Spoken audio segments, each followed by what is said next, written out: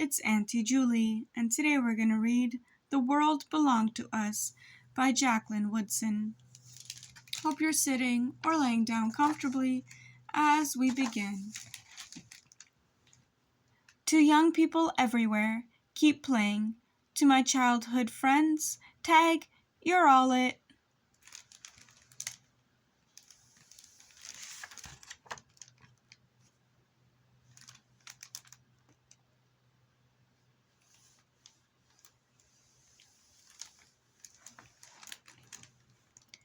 In Brooklyn in the summer, not so long ago, grown-ups always had some place to be or some kind of work to do.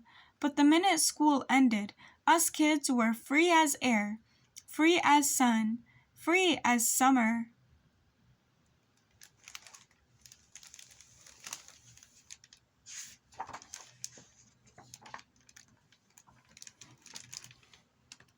And even before school ended, the streets got so hot that someone always found a wrench to turn the hydrant on, and someone else found a soup can to scrape against the curb until the top and bottom were gone.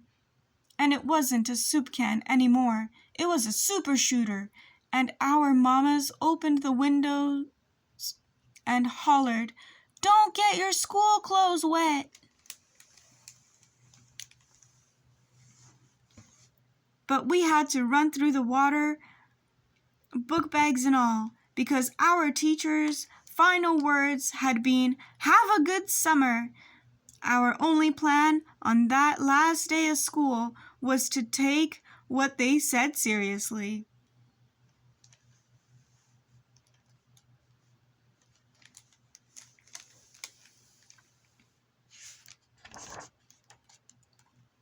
In Brooklyn in the summer, not so long ago, my mom would straighten my hair for school with a hot comb, then twist it into spiraling curls that she said should last a while.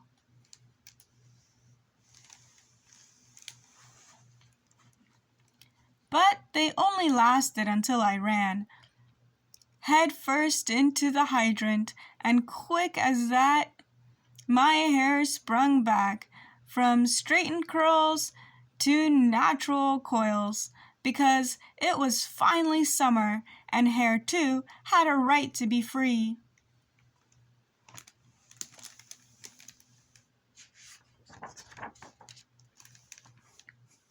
From the end of breakfast till the beginning of dinner, every single day, all summer long, we played in the streets, shooting bottle caps we filled with tar across chalk-drawn scully boards.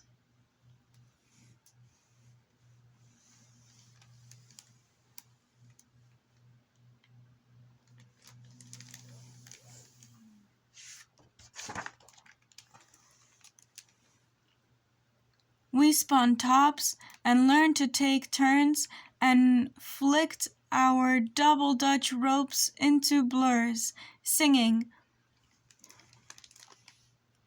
"Not last night, but the night before, a nickel and a pickle came knocking at my door, and we jumped and we ran and we played, and the whole wide world felt like it belonged to us."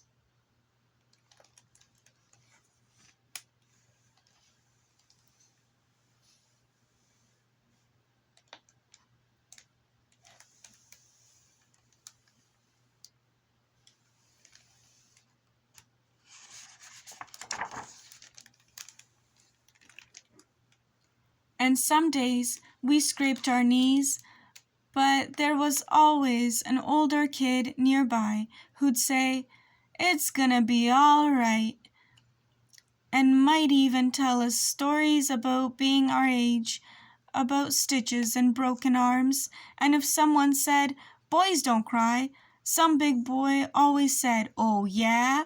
and had a story about the time he cried and cried until our eyes grew wide, our hurt knees forgotten.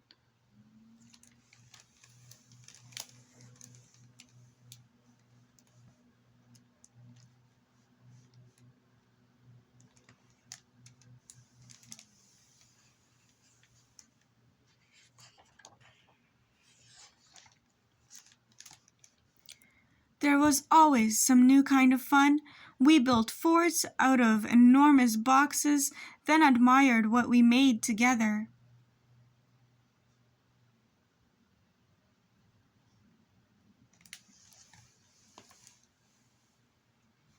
We said, "You sure can draw, and you sure can build, and you sure can jump, and you sure can sing," and we meant it.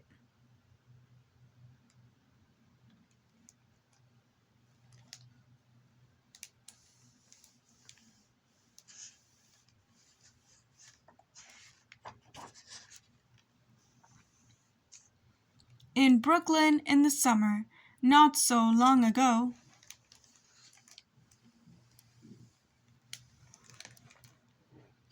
it was easy to believe that anything was possible when a guy from our block was good enough to play for the Mets and a girl from our block sang on a big stage in Manhattan, and a woman someone's cousin knew wrote a whole book about Brooklyn.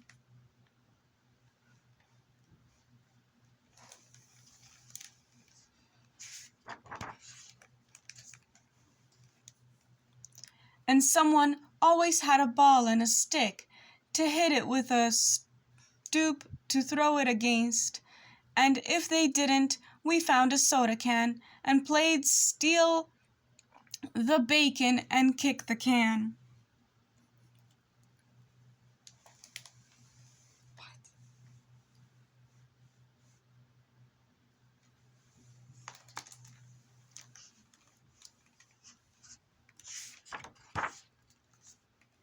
In Brooklyn, in the summer, not so long ago,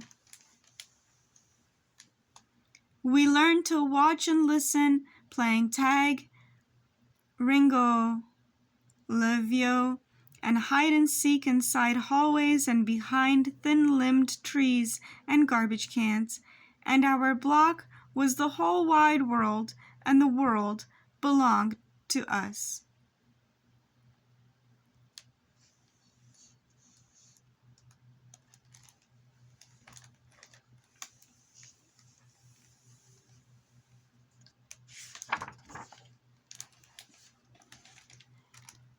Afternoons, when we heard the beautiful sound of an ice cream truck, we yelled up to our mothers, "Can I have 50 cents for a cone with rainbow sprinkles?" And sometimes our mothers wrapped change into scarves and tossed them down to us.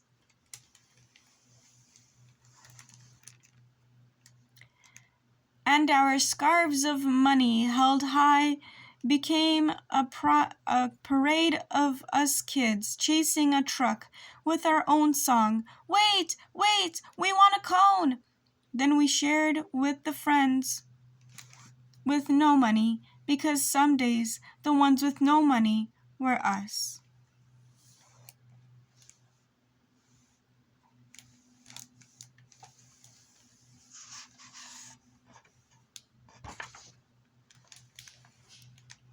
In Brooklyn in the summer, not so long ago, we didn't need doorbells or telephones, just two hands to cup around our mouths and a voice loud enough to be heard. So we called out to each other in Spanish, in English, in Polish, in German, in Chinese.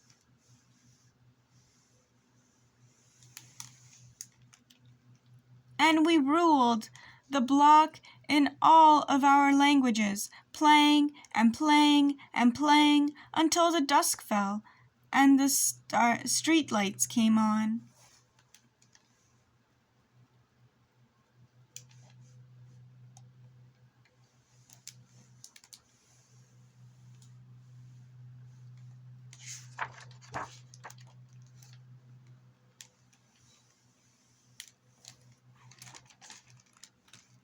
And one by one, our mothers raised their windows again, this time to call us home. So we said, "To be continued." We said, "You're still it." We said, "Don't forget, it was my turn." We said, "Wear your green t-shirt and I'll wear mine." We said, What are you having for dinner? Maybe I can eat over tomorrow.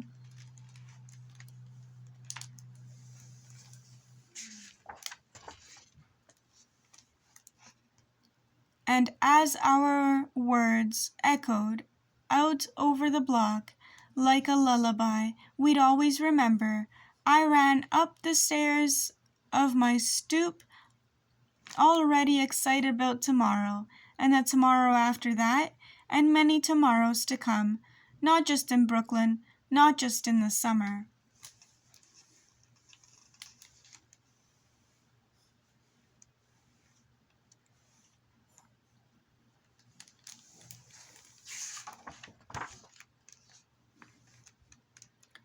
But everywhere I'd ever go, and always.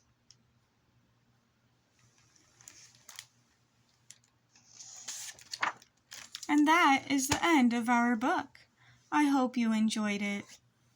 And I hope you enjoy your summer. And not only summer, but I hope you always enjoy life.